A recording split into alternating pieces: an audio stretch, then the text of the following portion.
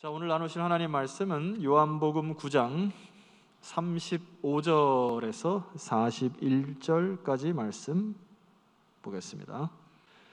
예수께서 그들이 그 사람을 쫓아냈다는 말을 들으셨더니 그를 만나사 이르시되 내가 인자를 믿느냐? 대답하여 이르되 주여 그가 누구시오니까 내가 믿고자 하나이다. 예수께서 이르시되 네가 그를 보았거니와 지금 너와 말하는 자가 그이니라. 이르되 주여 내가 믿나이다 하고 절하는지라. 자, 우리 3절을 우리 합독하도록 하겠습니다. 예수께서 이르시되 내가 심판하러 이 세상에 왔으니 보지 못하는 자들은 보게 하고 보는 자들은 맹인이 되게 하려 함이라 하시니, 바리새인 중에 예수와 함께 있던 자들이 이 말씀을 듣고 이르되 우리도 맹인인가? 예수께서 이르시되 너희가 맹인이 되었더라면 죄가 없으려니와 본다고 하니 너희 죄가 그대로 있느니라. 아멘. 아멘. 할렐루야. 아멘. 오늘은 보았습니다, 고백합니다 라는 제목으로 함께 은혜 말씀 나누도록 하겠습니다. 한번 따라해 볼까요? 보았습니다, 고백합니다. 여러분, 우리가 요한복음을 지금 계속 보고 있는데요, 요한복음을 읽다 보면은 예수님께서 구세주시다라고 하는 그러한 이 사실을 증거해 주는 그런 단어들, 또 그런 의미의 문장들이 있습니다. 뭐냐면 눈으로 본다, 그다음에 보게 된다, 깨닫게 된다라고 하는 그러한 표현이 요한복음 참 많이 등장합니다. 제가 요한복음 1장부터 21장까지의 말씀 쭉 살펴보면서 표현을 찾아봤는데요, 대략 굵직한 그런 표현과 문장들이 한 20여 개 이상이 나옵니다. 그걸 확인했고요. 오늘 이 내용들을 다 설명해 드리기는 어렵고 그 중에 대표적인 몇 가지를 제가 이 초반부에 좀 말씀을 드리도록 하겠습니다. 우선 신약 성경에 보면은 눈으로 보다, 인지하다, 알아차리다라고 하는 이런 헬라어 표현으로 두 개의 단어가 있습니다. 뭐냐면 에이도, 우리 주일날 들으셔서 아실 텐데 에이도라고 하는 단어와 이 블레포라고 하는 단어가 있습니다. 요한복음 1장 29절 말씀에 세리 요한이 이렇게 이야기하죠. 보라, 세상 죄를 지고 가는 하나님의 어린 양이로다. 보라 할 때 이 말씀에 보라는 단어가 헬라어로 이데라고 합니다. 이데, 에이도, 이데라고 이렇게 발음이 되죠. 또 4장 29절 말씀에, 요한복음 4장 29절 말씀에 내가 행한 모든 일을 내게 말한 사람을 와서 보라, 이는 그리스도가 아니냐, 와서 보라. 이 말은 누가 있습니까? 사마리아 여인이 이야기했죠. 이 사마리아 여인의 고백에서 보라라고 하는 이 단어 헬라어가 이데테라고 발음이 합니다. 비슷하죠. 요한복음 또 20장 27절 말씀에 예수님께서 의심하는 제자 누굽니까? 도마에게 내 손가락을 이리 내밀어서 내 손을 보고 너의 손을 내밀어 내 옆구리에 넣어보라 라고, 이렇게 내 손을 보고라고 할 때 이 보다는 단어도 이데라고 발음을 합니다. 저 마지막 요한복음 21장에 부활하시고 제자들에게 나타나셔서 그 보이심을 나타내는 단어도 이돈이라고 합니다. 그러니까 이 에이도, 이데, 이데테, 이돈 발음이 비슷하죠. 자, 그런데 오늘 본문이요. 오늘 본문 요한복음 이 9장 11절에 나오는 실로암 못에 가서 눈을 씻은 맹인이 어떻게 되었다? 보게 되었다라고 할 때에 이 보게 되었다라고 하는 단어는 이 에이도, 이데 이 단어가 아니에요. 아까 말씀드린 처음에 두 가지 중에 하나 블레포라고 합니다. 그래서 이 블레포의 변형인 블렙사라고 발음을 하게 되는데, 이 블렙사라는 단어는 단순히 눈으로 보다라는 단어뿐만 아니라 어떤 의미가 담겨 있냐면요, 알아차리다, 인지하다, 정확하게 인식하다, 인지하다라는 단어가 있어요. 그러니까 오늘 본문에서 나오는 날 때부터 보지 못한 맹인이 눈을 뜨고 나서 정확하게 그 상황과 자신이 왜 눈을 뜨게 되었는지에 대한 의미를 알아차렸다라고 하는 그 의미를 우리가 이 단어 원어의 의미에서 우리가 뽑아낼 수 있습니다.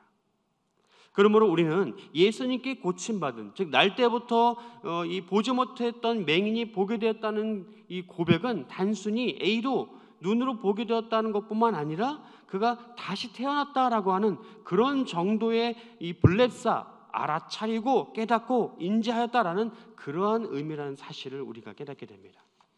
이처럼 오늘 말씀을 통해 우리는 우리에게 가려졌던 그런 영적인 눈이 열리는 역사가 일어나기를 주 이름으로 간절히 축원합니다. 여러분, 이렇게 우리가 요한복음을 묵상할 때요, 예수님께서 우리에게 보라 하시고 또 보여주시는 그러한 표적을 우리가 유심히 살펴봐야 합니다. 요한복음 안에서요, 보게 된다라고 하는 표현. 자, 그럼 함께 오늘 본문을 살펴보시면서 함께 은혜를 나누도록 하겠습니다. 자, 사랑하는 반석의 성도 여러분, 사람이라는 존재는 어떤 존재예요? 눈으로 보고 또 확인하고 손으로 만져보고 그렇게 해야만 믿을 수 있게 되는, 그렇게 되는 존재로 만들어졌죠. 여러분, 미국의 소설가 마크 트웨인이 이런 말을 했습니다. 황소꼬리를 한번 잡아본 사람은 그렇지 못한 사람보다 무려 60배 내지 70배 더 많이 배운 사람이다. 정확하게 알고 있는 사람이다. 이처럼 백문이 불여일견이다. 보는 것과 확인해서 아는 것은 아무리 그냥 보지 않고 듣는 것보다 더 정확하다는 사실을 우리가 알게 해주죠. 이처럼 우리 사람에게 있어 경험은 굉장히 중요한 것입니다. 요한복음 20장 25절 말씀에 이렇게 증거합니다. 도마가 이르되 내가 그의 손의 못자국을 보며 내 손가락을 그의 못자국에 넣으며 내 손을 그의 옆구리에 넣어보지 않고는 나는 뭐하지 아니하겠노라? 믿지 아니하겠노라. 이 도마는요, 예수님의 제자였지만 아무리 예수님이 그렇게 말씀하셔도 내가 죽어야 하고 다시 살아날 것이다 라고 말씀하셨지만 나 보지 않고선 믿지 못하겠어 라고 도마도 이야기했어요. 사실 같은 장 29절 말씀에 예수님께서 뭐라고 말씀하십니까? 보지 않고 믿는 자들은 뭐하다? 복되도다 라고 말씀하셨지만 우리는 어떻습니까? 여전히 보는 것을 중요시하고 확인해야만 확신할 수 있는 그러한 우리의 상황 가운데 있죠. 여러분, 보지 않고 확신하지 않는데 어떻게 우리의 마음과 우리의 물질, 재물을 쏟을 수 있겠습니까? 그래서 믿지 않는 사람은요, 우리를 바보라고 하죠. 눈에 보이지 않는 하나님을 위해서 교회에 헌금하고 자신의 시간과 에너지를 쏟는 저 바보들. 하지만 여러분, 우리는 바보가 아닙니다. 할렐루야. 우리야말로 진짜 진리를 소유하고 있는 참된 사람들이죠. 여러분, 그래서 요한복음에 보면요, 예수님께서 우리에게 확신시켜 주시기 위해서, 우리에게 확인시켜 주시기 위해서 많은 증거들을 주셨어요. 그래서 요한복음 안에만 보면요, 수많은 이적들과 표적들이 나오는데 그 가운데 대표적으로 우리가 요한복음 하면 딱 떠올릴 수 있어야 되는 것이 뭐냐면 7가지의 표적과 또 7가지의 선언입니다. 좀 들어보셨나요? 7가지의 표적, 이적은 뭐냐면 첫 번째는 예수님께서 포도주를 물로 뭘 만드셨어요? 포도주 만드셨어요. 그다음에 왕의 신하의 아들을 어떻게 하셨죠? 고치셨어요. 세 번째, 베데스다 연못에서 몇 년 된 병자를 고치셨습니까? 38년 된 병자를 고치셨어요. 그리고 몇 천 명을 먹이셨죠? 5천 명 먹이셨습니다. 그리고 물 위를 어떻게 하셨어요? 걸어가셨죠. 날 때부터 오늘 본문이 맹인이었던 사람을 보게 했습니다. 마지막 7번째로 나사로를 살리셨죠. 죽은 나사로를. 자, 이게 7가지 표적이에요. 물론 다른 복음서에도 표적이 있습니다. 또 요한복음 보면 특별한 그런 이 표현이 등장하는데 헬라어로 에고 에이미라고 합니다. 에고 에이미. 자, 이것은 바로 7가지의 자신의 선언, 예수님의 자신을 향한 선언입니다. 나는 무엇이다라고 하는데, 자, 첫 번째, 나는 생명의 떡이로다. 두 번째, 나는 세상의 빛이로다. 오늘 말씀과 연결되어 있어요. 8장 말씀이. 자, 그다음에 10장에 나는 양의 문이다. 그다음에 10장 같은 10장에 나는 선한 목자이다. 잘하시네요. 나는 부활이요 생명이다. 나는 길이요 진리요 생명이다. 마지막으로 나는 참 무슨 나무요? 포도나무다. 할렐루야. 다 잘하시네요. 잘 알고 계시네요. 이 요한복음이요, 참 어려운 복음서이지만 굉장히 재미있는 그런 복음서이기도 합니다. 그 가운데 오늘 8장 나는 세상의 빛이다라고 하는 이 고백이 오늘 본문 9장에 날 때부터 맹인이었던 사람이 고치신 그 표적과 연결이 되어 있습니다. 절기도 연결이 되어 있어요. 절기도 연결이 되어 있습니다.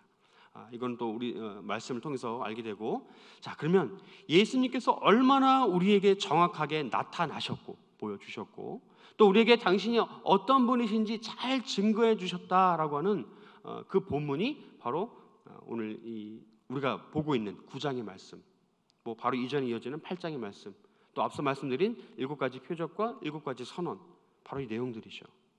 여러분, 여러분들 다 지금 2개씩 가지고 계신 이 눈은요, 어떻게 하면은 여러분 가려지나요? 어떻게 하면 볼 수 없게 되죠? 뭐가 없으면? 그렇죠. 빛이 없으면 볼 수 없습니다. 깜깜한 방 안에 들어가면 아무것도 안 보여요. 자, 그럼 뭡니까? 우리의 영안도 마찬가지예요. 우리의 영적인 눈도 빛이 없으면 볼 수 있을까요? 없을까요? 없어요.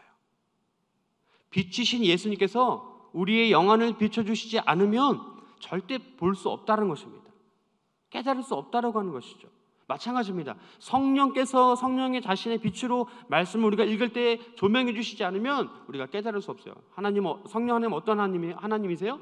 깨닫게 하시는 하나님이시잖아요.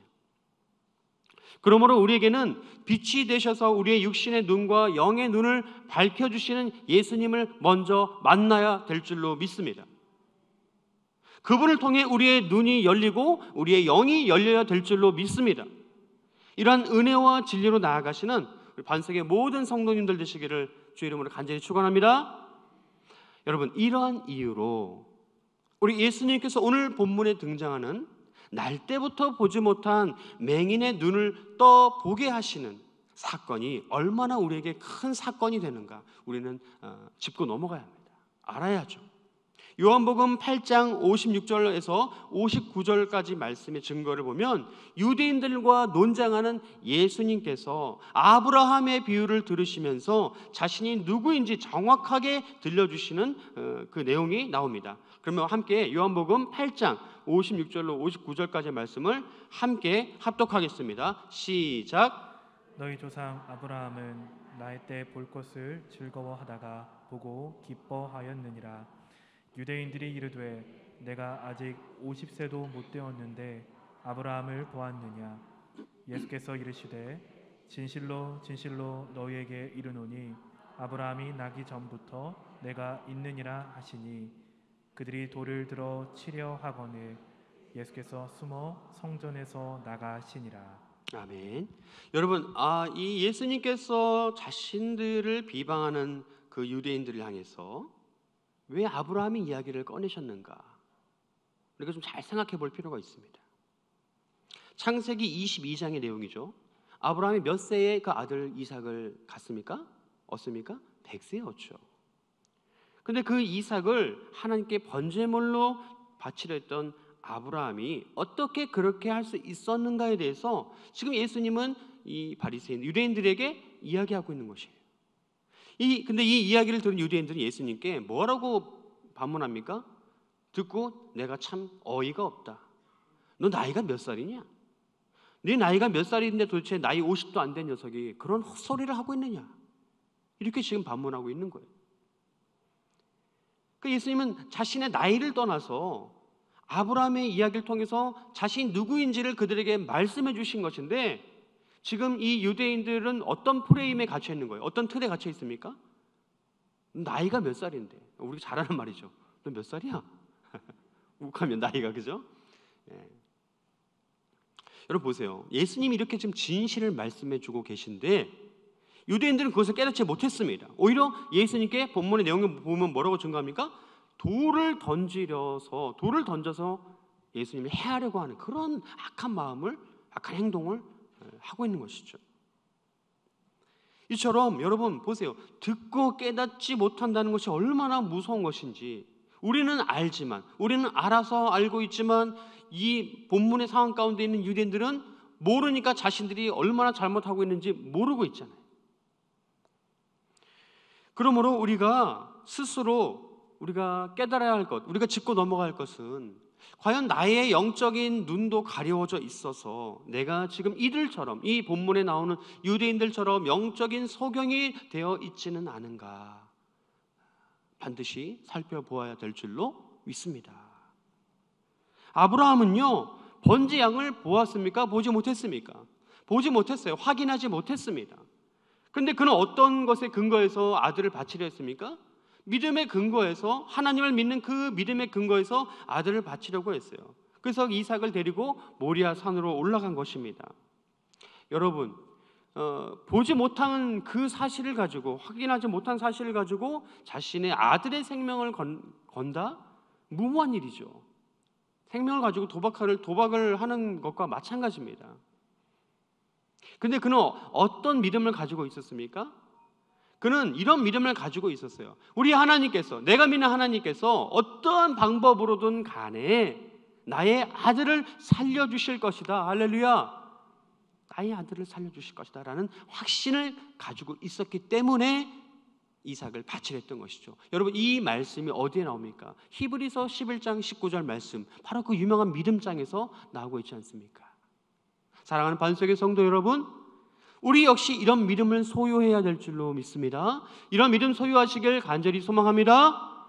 여러분, 당시의 유대 사회에는요, 태어날 때부터 주어진 장애나 가난, 그다음에 처한 신분들을 모두 죄의 결과로 여겼습니다. 장애가 있어? 너 죄 때문에 그런 거야. 너 가난해? 너 죄 때문에 그런 거야. 너 신분이 미천하니? 그럼 너의 조상들의 죄 때문에 너도 그렇게 된 거야. 그냥 그렇게 치부해버리고 아예 포기해버립니다. 그래서요, 장애를 얻거나 천한 신분의 사람들, 그러고 해서 가난해진 사람들은 어떤 사람들이라고 당시 사람들이 인식하고 있느냐? 하나님께 버림받은 사람들이라고 인식되어졌습니다. 하나님께 버림받은 사람들. 여러분, 근데 오늘날도 그렇지 않다고 우리가 말하기 어려워요. 그죠? 우리를 잘 돌아봐야 합니다. 왠지 가난해 보이고 왠지 아픈 사람 잘 옆에 가기 꺼려하고, 그러한 일들 여러분 뭐예요? 영적인 눈이 가려워져 있기 때문에 우리가 그렇게 되는 것임을 반드시 알아야 합니다. 예수님이 누구에게 먼저 다가갔고 누구와 함께 하셨는지를 우리는 잘 기억해야 할 필요가 있습니다. 여러분 생각해 보세요. 그런 처지에 처한 안타까운 사람들이 가장 많이 하는 생각과 말이 무엇일까요? 만약에 내가 다시 태어난다면, 내가 다시 태어났더라면. 여러분, 이러한 바람을 갖게 되는 게 왜일까요? 그들이 날 때부터 가지고 있던, 아니 선천적이든 후천적이든 그들이 가지고 있던 그런 결핍과 상실 때문에 그들은 그런 헛된 바람을 가지고 있는 거 아니겠습니까? 요한복음 3장에 니고데모가 예수님을 찾아갑니다. 그리고 예수님께 이렇게 묻습니다. 예수님, 사람이 어떻게 다시 태어날 수 있나요? 묻는 장면이 나오죠.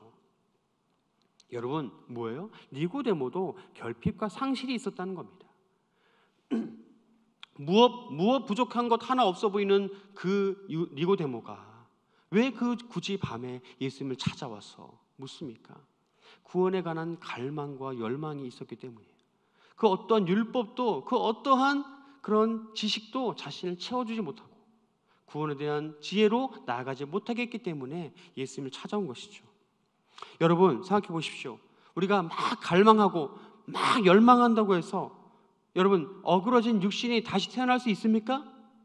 삐뚤어진 마음이 다시 돌아올 수 있나요? 그렇지 않죠. 그러면 여러분, 우리는 어떻게 마음을 먹어야 할까요? 말씀의 근거에서 답을 드리면 이렇습니다. 바로 우리의 현실 가운데 있는, 나에게 있는, 나와 함께하는 결핍과 상실을 외면하지 말라, 부인하지 말라, 인정할 수 있어야 합니다. 복음 성가 중에 이러한 노래가 있죠. 똑바로 보고 싶어요 주님. 여러분, 이 노래 제목이 무엇을 의미합니까? 우리가 보고 있지만 똑바로 보고 있지 못하다는 사실을 이야기해 주고 있어요. 그래서 니고데모가 예수님을 찾아왔고, 그래서 예수님께서 날 때부터 보지 못한 그 맹인을 부르신 것입니다. 여러분, 그러므로 우리는 육신의 눈을 뜨기 위해서 애쓰는 것이 아니라 바로 영의 눈을 뜨기 위해서 애써야 될 줄로 믿습니다. 영의 눈을 뜨기 위해서 여러분 애쓰셔야 돼요. 그렇지 않으면요, 영적 소경이 될 수밖에 없어요. 우리가 영적 눈을 뜨기 위해서는 반드시 여러분 알아야 될 사실이 있습니다. 여러분, 영적인 눈을 뜨기를 원하십니까? 그럼 알아야 되는 사실이 있어요. 뭐냐? 모든 만물의 창조주신 예수님께 여러분 고기를 드시길 소망합니다. 눈을 뜨기 위해서는 뭘 해야 돼요? 먼저 고개부터 들어야 되는 거예요. 교만해지라는 말이 아닙니다. 이미 낮은 자리에 있는 내가 다시 하나님께 나아가기 위해서는 나의 고개를 들어 하늘을 바라봐야죠. 예수님을 바라봐야죠. 그분께서 주신 말씀을 통해서 우리의 영안이 열려야 될 줄로 믿습니다.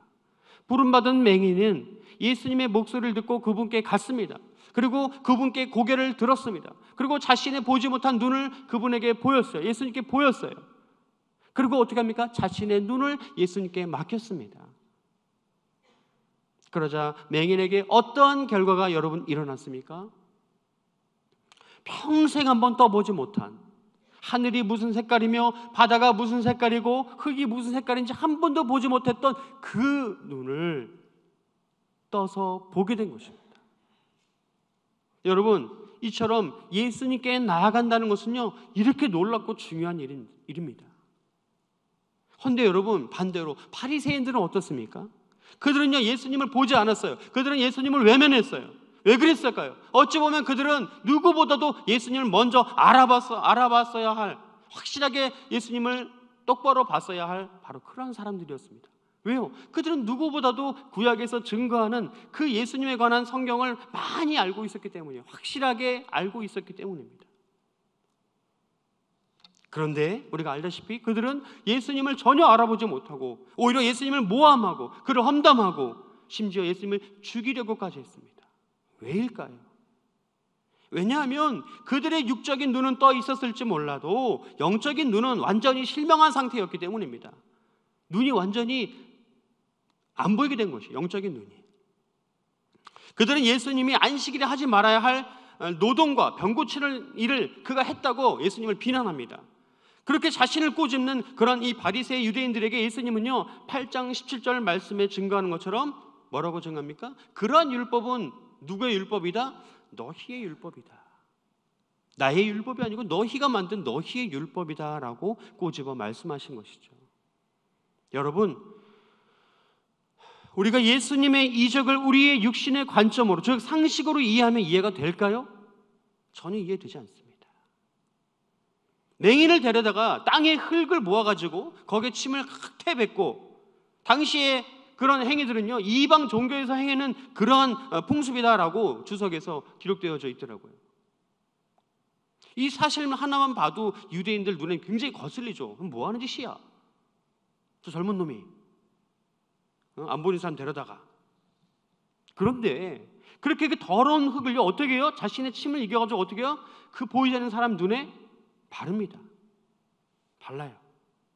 그리고 무슨 명령을 내립니까? 너 가서 저 2km 정도 되는 거리, 저 오리 정도 되는 거리로 가서 실로암 물가 알지? 너 알 거야. 가서 씻어. 자, 여러분, 우리가 여기를 좀 중요하게 바라봐야 될 필요가 있는데요. 이 행위는요, 완전히 이 유대인들이 봤을 때 이단 행위예요. 뭐 하는 짓이야, 저 불경한 짓을 지금 하고 있구나.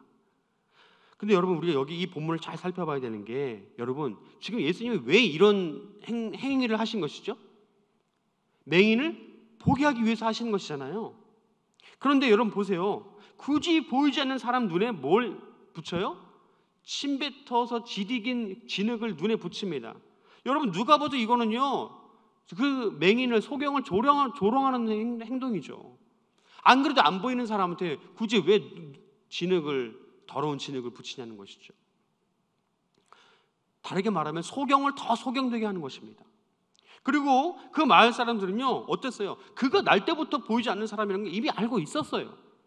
그런데 그렇게 눈에다가 그 더러운 흙을 바르게 하고 실로암 못에 가라, 그렇게 2km를 걸어가게 하라 라고 하는 이 명령, 완전히 조롱하는 거 아닙니까?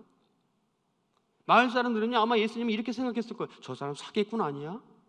듣던 거랑 영 다르네. 하는 행동이 뭐 저래? 바리새 유대인들은요, 말할 것도 없이 야, 저 참남한 인간, 이렇게 얘기했을 거예요. 상종 못한 인간이구나. 하지만 여러분, 여기에 놀라운 은혜가 숨겨져 있습니다. 그것은 바로 이방의 풍습과 사람들의 조롱을 유발하는 그런 행위로 인하여서 하나님의 일하심이 더 극적으로 나타나게 된다라고 하는 것입니다. 여러분 보세요. 요한복음 1장 46절에 나다나엘이 뭐라고 증거합니까? 야, 나사렛에서 무슨 선한 것이 날 수 있느냐? 그 시골 동네에서 무슨 잘한 사람이 무슨 구세주냐, 메시아냐? 도저히 상식적이지도 않고 정결해 보이지도 않는 그런 방법으로 예수가 맹인의 눈을 뜨게 하려는 것을 나는 인정할 수 없다. 많은 사람들이 이렇게 생각을 하고 있었을 거예요. 근데 여러분, 이런 말도 안 되는 방법으로 예수님은 맹인의 눈을 어떻게 하셨습니까? 뜨게 하셨죠. 믿으십니까? 여러분, 우리는 이 내용에서 하나님의 일하심에 대한 놀라운 정의를 우리가 발견할 수 있습니다. 그것은 뭐예요? 바로 예수님의, 따라해보겠습니다, 재창조. 예수님이 재창조예요. 방금 제가 드린 말씀을 기억하시면서 또 여러분 들어보시길 바랍니다.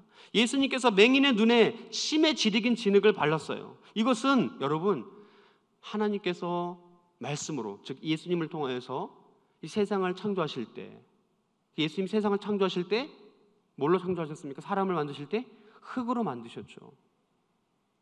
그 흙으로 사람의 모양을 만드시고 그 코에 후 하고 생명을 불어넣었습니다. 루아흐, 그죠? 보이지 않는 맹인의 눈에 흙을 바르고 침을, 그죠? 침에 생기를 넣은 흙을 발랐다는 거예요. 사람들 보기에는 더럽고 말도 안 되는 행동이지만 하나님은 창조의 질서에 따라서 그를 다시 보게 하신 것입니다. 전혀 이상한 행동이 아니에요. 그 일을 우리 예수님께서 하셨습니다. 이게 바로 하나님의 일이에요. 이런 깨달음은, 이런 기적을 행하신 분이 누군지 알 때에만 여러분 우리가 알아볼 수 있습니다. 하지만 영적인 눈이 가려진 유대인들은 고침받은 맹인이 그 사람이 아니라고 마치 적반하장격으로 그렇게 우기면서, 또 바리새인들은 그의 부모를 불러서 야, 이 낳은 이 사람이 너 아들 맞니? 정말 확신하냐라고까지 신문합니다. 그런데 이 물음에 그의 부모들은 출교를 당할까 봐 무서워서 아들도 맞고 눈이 보이지 않는 것도 맞는데 어떻게 낳았는지는 잘 모르겠어요. 회피하죠. 부모인데. 여러분, 정말 이런, 우리 주일의 말씀에 기억하는 것처럼 이러한 직선의 사람들이 어디 있습니까? 우리는 주일의 말씀에서 들은 것처럼 마틴 슐레스케의 말처럼 직선형 인간의 그런 완고한 모습이 아니라 곡선형 인간처럼 하나님의 뜻에 자신의 뜻을 굽히는 그런 자세로 나가야 될 줄로 믿습니다. 사랑하는 반석의 성도 여러분, 방금 말씀드린 곡선의 모습, 저는 재창조의 모습이라고 말씀을 드립니다. 이 곡선의 삶은요, 재창조된 삶, 다시 지어진 삶이에요. 그 인물이 누굽니까? 오늘 본문이 증거하는 이 바로 고침받은 맹인 아니겠습니까? 이 맹인은요, 자신이 누구에게 고침을 받았는지, 또 어떻게 눈을 뜨게 되었는지 사실 그대로 이야기했습니다. 그대로 고백했습니다. 보았고 고백했어요. 출교당할 위험에 전혀 위축되지 않았습니다. 자신이 보고 경험한 사실을 그대로 전했습니다. 그는 자신들에게 질문을 던진 바리새인들에게 17절 말씀에 예수님을 무엇으로 소개하나요? 처음에 17절 말씀에 처음에 선지자라고 고백합니다. 나중에 그가, 이 맹인이 다시 예수님을 만나고 나서는 여러분 변해요. 36절에 뭐라고 고백합니까? 주여라고 고백합니다. 같지 않죠? 선지자에서 주여로 바뀐 이 고백. 그러니까 이 순간에 이 맹인, 고침받은 맹인은요, 믿음이 더 잘하는 거예요. 더 잘 보이게 되는 것이에요. 자신의 신앙을 확실하게 고백한 것입니다. 여러분, 이것이 진짜 회심한 사람의 모습이고 진짜 재창조함 받은 사람의 고백인 줄 믿으시길 바랍니다. 함께 요한복음 9장 27절 말씀을 함께 읽겠습니다. 시작. 대답하되 내가 이미 일렀어도 듣지 아니하고 어찌하여 다시 듣고자 하나이까? 당신들도 그의 제자가 되려 하나이까? 그렇습니다. 여러분, 바리새인들과 유대인들이 이미 구약에서 예언한 예수님을 눈앞에 보고서도 인정하지 않았죠. 이게 바로 영적인 소경의 모습입니다. 여러분, 저는 방금 전에 예수님께서 맹인을 고친 방법이 유대인들 보기에는 굉장히 비상식적인 방법이다라고 말씀을 드렸습니다. 자, 여러분 이제 생각해 보시죠. 보기에 더럽고 사람들에게 조롱받는 그런 방법을 통해서 예수님께서는 그 어떤 명의가 아무리 노력해도, 어떤 뛰어난 의사가 심혈을 기울여서 심지어 자신의 목숨을 걸고 노력을 해도 이룰 수 없는 놀라운 결과를 이루셨습니다. 할렐루야. 이것이 바로 예수님께서 행하신 놀라운 영적인 반전이에요. 놀라운 영적인 반전. 우리 인생에도 이런 놀라운 영적인 반전, 즉 재창조의 은혜가 일어나길 간절히 소망합니다. 로마서 5장 20절 말씀에 증거하기를 율법이 들어온 것은 범죄를 더하게 하려 함이 아니라 죄가 더한 것에 무엇이 더하게 하려 함이라? 은혜가 더하게 하려 함이라. 반전이죠. 영적인 반전입니다. 이런 반전이 바로 하나님께서 일하시는 방법이에요. 예수님께서 일하시는 방법입니다. 이 방법을 꼭 기억하시길 바랍니다. 성경은요, 이러한 반전들로 가득한 책입니다. 여러분 보세요. 반전이 얼마나 많은지 몰라요. 아브라함이 100세의 아들을 낳고 죽었던 자가 살아나고 바닷길이 열리고 다 반전이에요. 근데 여러분 진짜 놀라운 반전은 무엇입니까? 오늘 이 자리에 말씀을 듣고 있는 여러분이라는 것 사실을 꼭 잊지 마시기 바랍니다.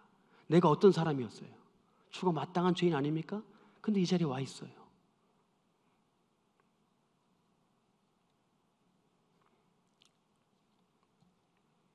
눈물 가득한 그러한 역경의 시간들이 우리의 참 아름다운 신앙의 역경을 반대로 하면 뭐라고요? 경력의 시간들로 바뀌는 데에는 우리가 하나님을 어떻게 바라보느냐, 어떻게 고백하느냐에 달려있는 줄 믿으시길 바랍니다. 열왕기하 5장에 등장하는 아람 왕국의 나아만 장군은 자신의 한센병을 고치기 위해서 엘리사의 방법을 듣고 대노합니다. 뭐라고? 하지만 여러분 결과는 아시죠? 어떻습니까?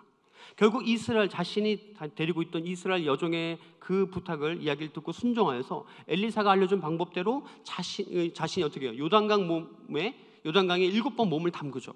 그러고 나서 그의 피부가 어떻게 변합니까? 아주 아기 피부가 하얗게 포도랗게 변하는 사실을 그가 그 이적을 경험하게 됩니다. 자, 그리고 나서 열왕기하 5장 15절 중간절 말씀에 뭐라고 고백합니까? 내가 이제, 함께 읽습니다. 시작. 내가 이제 이스라엘 외에는 온 천하에 신이 없는 줄을 아나이다. 여러분, 나만 장군도 이방 사람인데요, 이적을 경험하고 이런 고백을 했어요. 여러분, 오늘 본문에서 고침받은 맹인이 38절에 나아만과 같은 고백을 한 것입니다. 같이 읽겠습니다. 주여, 38절, 이르되 주여 내가 믿나이다 하고 절하는지라. 이런 고백과 믿음으로 나가시는 저 우리 모든 반석의 성도님들 되시길 주의 이름으로 간절히 축원합니다. 이제 말씀 마칩니다. 앞에 읽은 27절 말씀에 고침받은 맹인이 바리새인들에게 향한 질문. 당신들도 그럼 예수님의 제자가 되려고 하는 것입니까? 왜 자꾸 저한테 묻습니까? 같은 말을 반복해 합니까? 그런 이 말에 바리새인들이 28절에 뭐라고요? 막 쌍욕을 하죠. 이런 XX, 너나 그 사람의 제자가 되라. 우리는 누구의 제자라? 모세의 제자라. 교양 다 버렸죠. 체면 다 구겼죠. 모세의 제자라고 하는 말은 곧 하나님이 아닌 무엇을 섬긴다는 의미입니까? 율법을 섬긴다는 거예요. 여전히 우린 율법을 섬긴다. 마태복음 15장 14절 말씀 중간에 만일 맹인이 인도하면 둘이 다 어디에 빠집니까? 구덩이에 빠진다라고 증거합니다. 우리는 이제 오늘 이 시간 여러분 선택해야 합니다. 우리를 재창조하시고 우리를 구원해 주신 예수님을 보고 예수님이 나의 구주시라고 믿고 고백할지, 아니면 여전히 나는 율법을 섬기는 그런 모세의 제자라고 그런 직선형 인간의 삶을 살아갈지, 우리는 둘 중에 하나를 선택해야 합니다. 죄송합니다. 오늘 본문 39절 말씀 함께 봉독하겠습니다. 시작.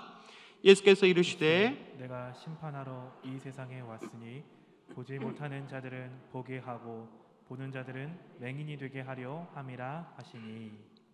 이 말씀은요, 여러분 이사야서 6장 10절 말씀에 근거한 오늘 본문의 요한복음 12장 40절 말씀, 그들의 눈을 멀게 하시고 그들의 마음을 완고하게 하셨으니 이는 그들로 하여금 눈으로 보고도 마음으로 깨닫고 돌이켜 내게 고침을 받지 못하게 하려 함이라 라는 말씀에 근거한 것입니다.